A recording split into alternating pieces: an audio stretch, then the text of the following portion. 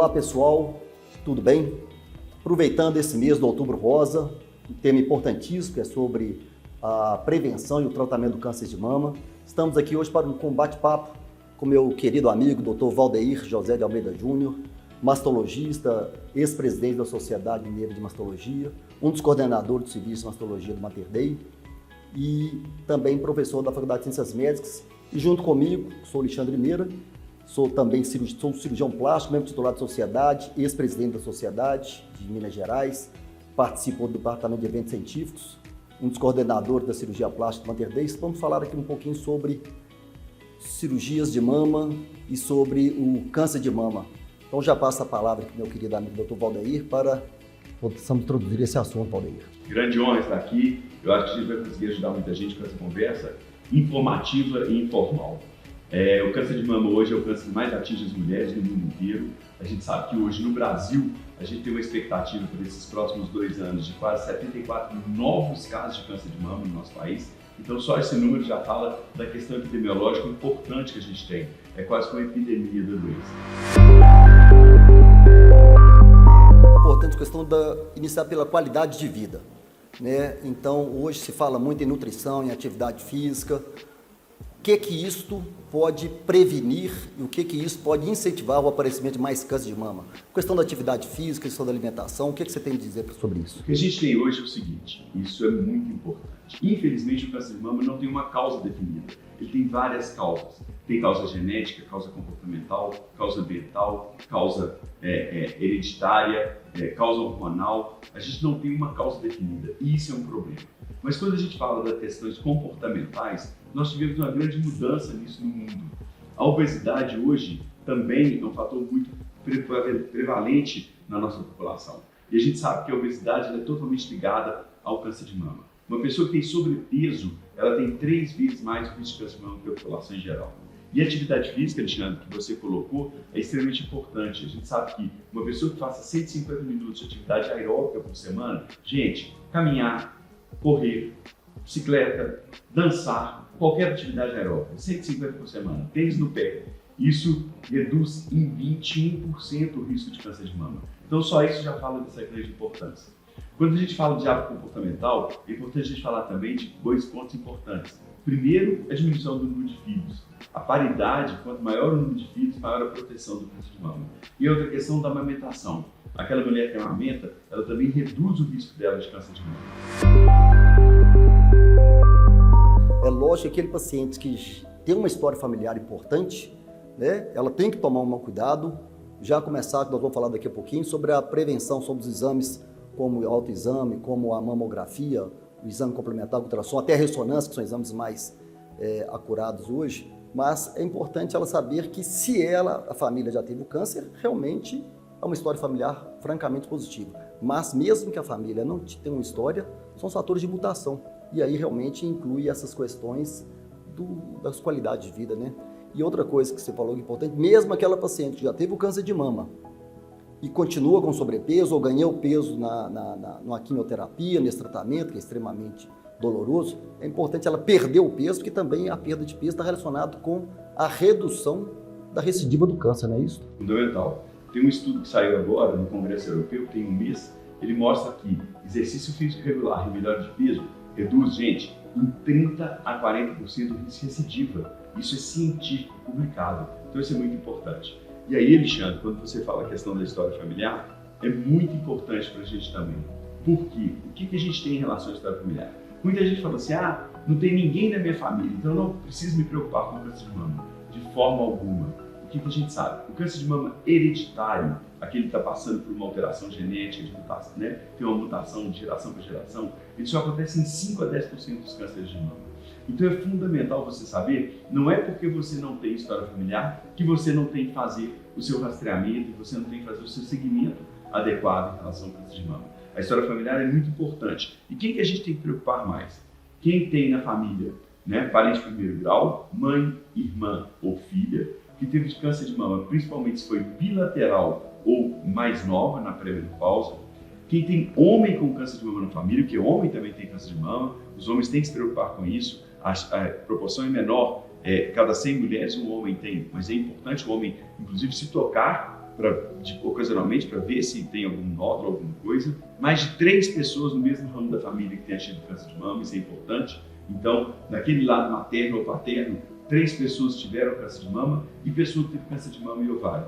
Essa família é uma família que tem um alto risco para ter uma mutação genética. Mas voltando ao que eu falei aqui no começo, não quer dizer que você não tem história familiar, que você não tem risco. Seu risco é igual da população em geral, que é, né, esse risco que a gente colocou de hoje, 74 mil novos casos de câncer de mama. Teoricamente, no nosso país, 1 a cada 12 mulheres vão ter câncer de mama. Quando, então, que a mulher, de uma maneira geral, a população geral, que não tem nenhuma história familiar, que não tem nenhum problema, deve começar a fazer seus exames e quais exames ela deve fazer? Para nós, da Sociedade Brasileira de Mastologia, da Federação Brasileira de Ginecologia e Obstetrícia, do Colégio Brasileiro de Radiologia, a mulher deve começar a fazer sua mamografia aos 40 anos e seguir isto anualmente. Então, se você está atrasado, por favor, procure seu mastologista e faça a sua mamografia. Isso é extremamente importante. A gente tem 2 questões aí. Primeiro, uma diferença em relação ao SUS e à Sociedade Brasileira de Mastologia. Essa diferença por quê? Hoje, o Ministério da Saúde do Brasil e o SUS recomendam que a mamografia seja feita entre 50 e 69 anos a cada 2 anos. Isso é um problema, gente, porque a gente sabe que mais de 30% das mulheres têm câncer aos 50 anos e mais de 17% das mulheres têm câncer depois de 69 anos. Então, essas mulheres elas podem perder aí aquele timing de poder fazer uma mamografia e ter uma lesão pré-clínica. Qual que é o objetivo da mamografia? Não é prevenção. A prevenção a gente tem com mudança de hábito comportamental e às vezes até com algumas medicações.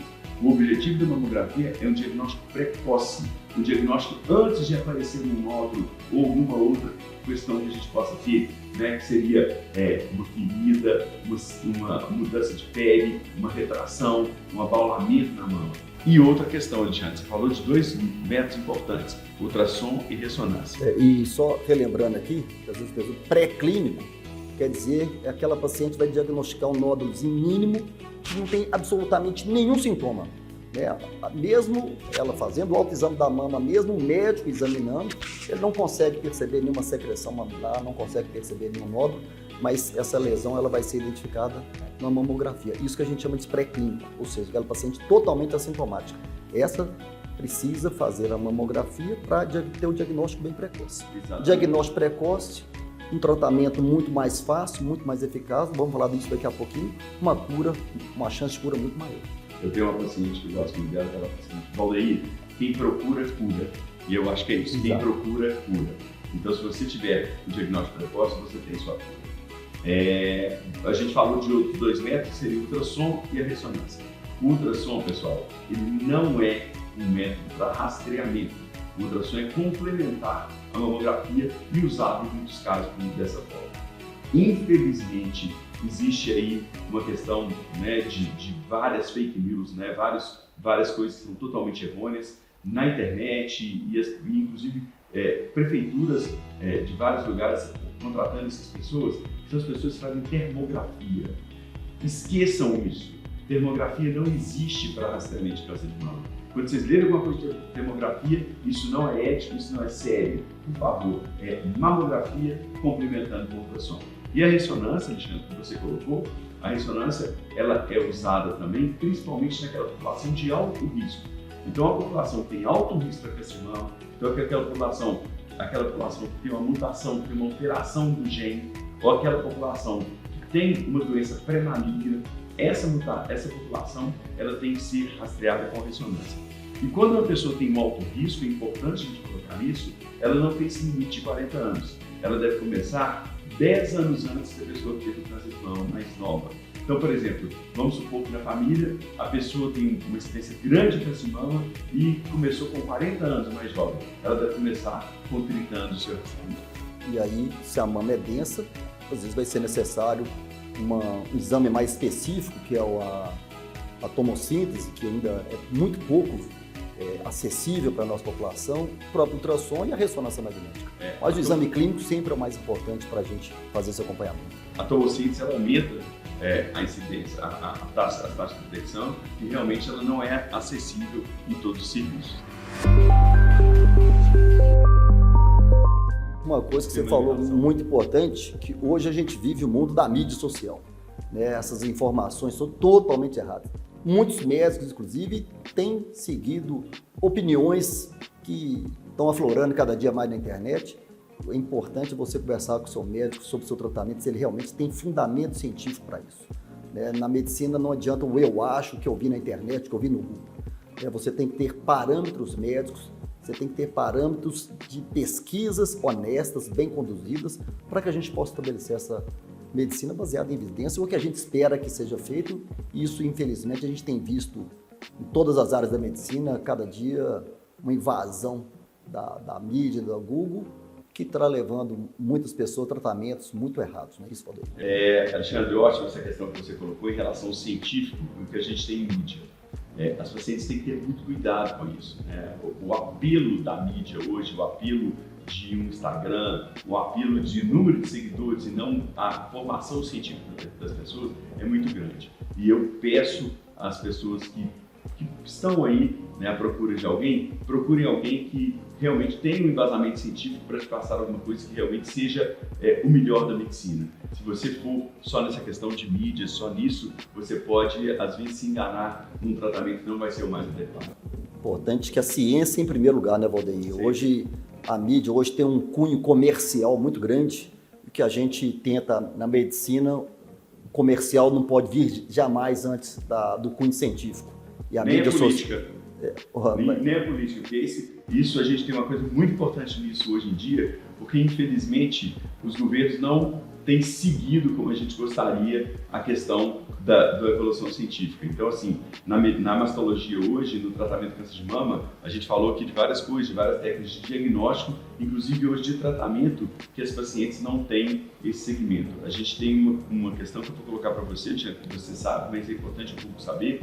A gente tem hoje uma lei que é a lei dos 60 dias, que a mulher, depois que ela tem um diagnóstico, em 60 dias, ela teria que ter o tratamento dela. Isso, infelizmente, a gente tem mulheres, a gente tem alguns levantamentos, que ela tem quase um ano, 320 dias que ela teve diagnóstico, ela não foi tratada. Então, eu acho que a gente tem a questão da mídia fundamental, né, tem que ser muito mais científico, e a questão política, ela tem que estar do lado da ciência também e da medicina no tratamento do câncer de mama, nessa época tão importante que é o Outubro Rosa, a gente tem que focar muito nisso. E outra questão do seu lado, Alexandre, que é a reconstrução mamária, que eu acho que é importante a gente falar isso, porque infelizmente a gente tem lei de reconstrução, a mulher ela tem direito à reconstrução tanto nos convênios, né, no serviço privado, quanto no serviço público, mas isso não acontece de uma forma muito clara. E eu queria que você colocasse a questão da reconstrução para a gente. E aí, voltando até um pouquinho, de tudo que nós já falamos até o momento, que a reconstrução ela vai entrar muito, às vezes, num câncer mais invasivo ou num câncer que não foi diagnosticado tão precocemente. Então, a gente sabe que se o paciente cumpriu e teve esse diagnóstico precoce, muitas vezes, uma retirada mínima de um tumor, de um nódulo, você vai conseguir fazer um tratamento sem necessidade de uma reconstrução. Então, o próprio mastologista já consegue deixar uma mama muito bem esteticamente, cosmeticamente falando, sem uma agressão maior. Agora, quando você já tem uma mama muito pequena, que você já tem um nódulo maior, que você já tem que fazer uma retirada maior, cuja cirurgia, ou até quando tem indicação da mastectomia radical, que é a retirada de toda a mama, você já tem que fazer essa retirada inteira. Fundamental, desde que isso é lei também, né? A lei hoje ela obriga tanto o SUS quanto os convênios a pagar essa reconstrução, lógico, desde que o paciente tenha condições clínicas e indicação para isso. É uma coisa que a gente já trabalha junto, não vamos falar quanto tempo não, né, para não denunciar a nossa idade, mas certamente há mais de 20 anos que a gente já trabalha nisso junto, e realmente essa interação da mastologia, da cirurgia plástica, de você já imediatamente após essa mastectomia, você já fazer a reconstrução da mama, isso aí são vários tipos de reconstrução em tempo único, reconstrução imediata com implante de silicone, reconstrução com retalhos do próprio corpo, reconstrução com a prótese imediata, com expansores de pele. Então, isso aí vai caber ao médico, junto ao mastologista, lógico, o radiologista, que é o radioterapeuta, o oncologista. Importante aí uma equipe multidisciplinar e também individualizar todo esse tratamento, né? Não existe uma fórmula, não existe uma receita de bolo que você vai seguir para todas as pessoas. né? Então, cada paciente vai ser tratado individualmente para a gente ver qual que vai ser a melhor indicação, qual que é o melhor momento, mas, via de regra, o que a gente pretende é aquela paciente que ela não tem essa perda, não tem essa ablação desse mal-estar, que é perder o órgão dela feminino, que é a mama, e da gente resgatar o mais rápido possível esse bem-estar dela. Eu acredito que esse resgate da autoestima, eu queria que você comentasse sobre isso, na questão da aderência da mulher que fez a reconstrução, se ela vai aderir mais ao tratamento, que é um tratamento que não acaba na cirurgia, é um tratamento que vai ter um acompanhamento aí por no mínimo 5 anos posteriormente. Então essa paciente que foi submetida à reconstrução de mama, aspectos imunológicos do bem-estar, do lado emocional estando melhor, a gente vai ter uma repercussão imunológica maior dessa paciente. O medicamento vai ajudar a combater o câncer, mas quem vai destruir o câncer é o próprio sistema imunológico. Os medicamentos são uns coadjuvantes. O que você me fala sobre isso tudo? A mulher que ela tem uma melhora do seu bem-estar, ela tem uma melhora no seu segmento, uma aderência, uma melhora do tratamento. E tem estudo mostrando que aquela mulher que faz a reconstrução, ela tem uma melhora, inclusive, nas suas chances de cura. Sim. Isso já é uma coisa que a gente tem definido. Agora, você falou uma coisa que eu acho sensacional, sabe, Alexandre? Quando a gente fala de abordagem multidisciplinar, né? Nós trabalhamos no serviço juntos, onde que a gente tem uma abordagem multidisciplinar. Sim. Onde que a gente tem mastologista, radioterapeuta, oncologista, cirurgião plástico, psicólogo, fisioterapeuta, geneticista, a gente tem todas as facilidades. Então, vocês veem, a mastologia, gente, ela engloba isso tudo, né? Essa união aqui, ó, esse trabalho em conjunto, ele é fundamental. Eu mando uma paciente para o Alexandre, ele me manda uma paciente, onde que a gente vai avaliar o que é o melhor para aquela paciente. A gente discute com um oncologista se é melhor ela fazer um tratamento quimioterápico antes da cirurgia ou depois da cirurgia. A gente discute com o radioterapeuta se é melhor ela fazer uma prótese, que tipo de prótese ela vai fazer, ou se ela fazer uma reconstrução trazendo o músculo do abdômen para preencher aquela região da mama. Então, hoje, o tratamento multidisciplinar ele é fundamental para quê? Para que você, paciente, tenha a sua melhor chance de cura e a melhor chance de aderência ao tratamento e a melhor forma de bem-estar com aquela doença. Lembrando que o câncer de mama, ele, quando diagnosticado inicialmente, ele tem cura. E mesmo quando você tiver em um estágio mais avançado, hoje em dia, a evolução do tratamento nos trouxe uma possibilidade de também oferecer uma cura a essa paciente. Mas para isso, você tem que procurar pessoas adequadas e com um cunho científico adequado. E essa questão da reconstrução, tanto não é fácil, todas as terças-feiras, 7 horas da manhã, nós estamos lá no Mater Dei, invariavelmente já 25 anos, a equipe disciplinar, todos reunidos para discutir cada caso. Aquele caso que é fácil, ele é fácil para todo mundo. Um caso que ele é mais difícil, ele engloba uma discussão e hoje o paciente ele tem uma participação também importante, decisiva em qual vai ser a conduta. O paciente hoje ele sai daqui, ele vai num outro hospital, ele vai em outra cidade, vai ouvir opiniões diferentes. Se está ouvindo opiniões diferentes é porque não tem um tratamento que seja um único melhor. A gente tem que ponderar na experiência do médico, do que vai tratar, daquela equipe multidisciplinar, para aquele paciente, o que vai ser melhor para cada um desses pacientes. Então isso é fundamental. E uma outra coisa importante, que o paciente ele chega, passa a ter um diagnóstico do câncer, é uma coisa muito impactante, né? Quer dizer, ninguém quer esse diagnóstico. Sempre eu falo para o paciente que ele chega aqui no meu consultório, às vezes, para reconstrução, grande maioria dos pacientes, doutor, eu não quero saber de reconstrução, não quero fazer isso, do jeito que você quiser fazer, está ótimo. Gente, não é assim, né? O câncer vai passar, nós temos que focar na cura. E esta paciente, daqui a 6 meses, daqui a 1 ano, já acabou a assombração do câncer, ela vai estar se olhando no espelho com aquela mama que ficou. E aí, essa parte da autoestima, da cosmética é muito importante. Então, quando a gente faz esse diagnóstico hoje e propõe esse tratamento, não é pensando agora em outubro, como que ela vai estar em novembro ou em dezembro. É como que ela vai estar daqui a 1 ano e para o resto da vida dela. Né? Que tudo que a gente fizer hoje é uma decisão para a vida dela inteira. A quimioterapia, a radioterapia, a reconstrução. Então, toda conduta, por mais acertada que ela seja hoje, isso é qualquer coisa da medicina, né? Isso tem que ter uma repercussão benéfica para o resto da vida. Por isso que a gente sempre insiste, questão voltando às mídias sociais, que as mídias sociais hoje apregou um resultado imediato. O paciente hoje está cada dia mais imediatista, ele quer um resultado para daqui a 2, 3 meses. Medicina, isso não existe. A gente tem que pensar no paciente daqui a 10, 20 anos E é por isso que a gente faz esse diagnóstico precoce, propõe tratamentos baseados em estudos científicos, porque são estudos científicos que já foram feitos há 10, 15, 20 anos, já tem um segmento de décadas que a gente já sabe o que está sendo melhor para aquele paciente com aquele específico tratamento. Na hora que você fala, tinha uma coisa importante, que é a visão da paciente com o câncer dela. Realmente, quando a paciente tem um diagnóstico, isso é muito pesado. E é um diagnóstico, gente, que não atinge não somente aquela paciente, todo mundo que está ao redor dela. Eu falo que o câncer de mama, pela própria simbologia da mama, como órgão feminino, como órgão da maternidade, como órgão nutridor. E é importante que você, paciente, participe do tratamento junto com o seu médico. Isso é muito importante. Eu brinco, eu falo do desenho colorido. Eu faço tudo para a paciente e mostro para ela. Importante falar, Alexandre, que tem estudos hoje que mostram que aquela paciente que faz um tratamento conservador, que ela preserva a mama, podendo fazer até uma reconstrução, como a gente faz nos casos de tratamento conservador, e depois faz uma radioterapia, ela tem uma chance de cura a longo prazo maior ainda do que a mastectomia que é retirada da mama. São alguns estudos que a gente tem hoje. Então isso é muito interessante de colocar. E a visão da paciente com câncer, gente, é muito importante. A paciente que tem um câncer de mama, ela muda a vida dela depois dessa doença. Tanto pelo impacto da doença, como toda a questão que ela, infelizmente, ela coloca uma finitude ali que não existe, né? Eu falo para os pacientes, vai passar, e passa, viu, gente? Passa realmente, e as coisas fluem na maior normalidade. Eu sempre falo, não mude sua vida, não mude, né? Tente melhorar a sua qualidade de vida, por favor, mas não mude a sua vida. Mas os pacientes falam, Valdeir, isso é muito comum. Maldito câncer, mas bendito câncer. Porque esse câncer me mostrou coisas que eu não tinha visto antes. Então, eu estou curada, estou bem e eu modifiquei muita coisa da minha vida.